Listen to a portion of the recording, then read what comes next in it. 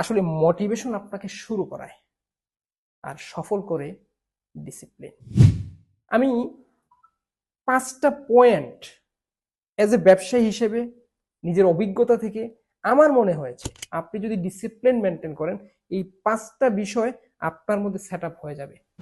5টা বিষয়ের মধ্যে একটা যেটা শেয়ার করলাম সেটা হচ্ছে কনসিস্টেন্সি। সেকেন্ড হচ্ছে ফোকাস। আপনি কখন কোনো কাজ করছেন সেই কাজে মনোযোগ ধরে রাখতে পারছেন না, তো কাজের ফোকাস ধরে রাখার জন্য আপনাকে ডিসিপ্লিন হতে হবে। নাম্বার 3, আপনি সিদ্ধান্তগুলো সহজে নিতে পারবেন। আপনি যেহেতু ডিসিপ্লিন মানেন, আপনি যেহেতু একজন শৃঙ্খলবদ্ধ মানুষ, তো আপনি কখনোই আবেগে সিদ্ধান্ত নেবেন না। আর যখন আপনি ডিসিপ্লিন মানবেন না, তারাও আপনাকে ট্রাস্ট করবে না।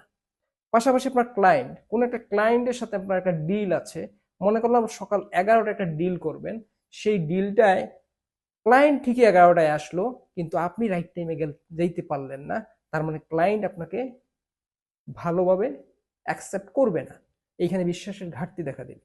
সো আপনি যখন ঠিক 11টায় থাকবেন, আপনার মধ্যে আপনার ক্লায়েন্ট বিশ্বাসযোগ্যতা তৈরি হবে। সো যাদের নিয়ে ব্যবসা করবেন, যাদের সাথে ব্যবসা করবেন, তাদের মধ্যে একটা ভালো বিশ্বাসের তৈরি হয়।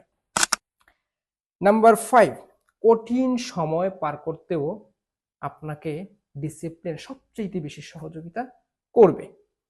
ব্যবসায় খারাপ সময় আসতেই পারে, আসবেই।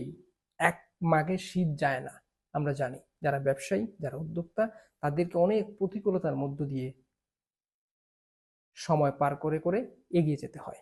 সো কঠিন সময়ে সঠিক সিদ্ধান্ত নিতে গেলে আপনাকে একজন শৃঙ্খলাবদ্ধ মানুষ হতে হবে, তাহলেই আপনি সাকসেস হতে পারবেন। সো সাকসেস হতে চাইলে ভাই ডিসিপ্লিন হওয়ার, ডিসিপ্লিন মানার বিকল্প নাই।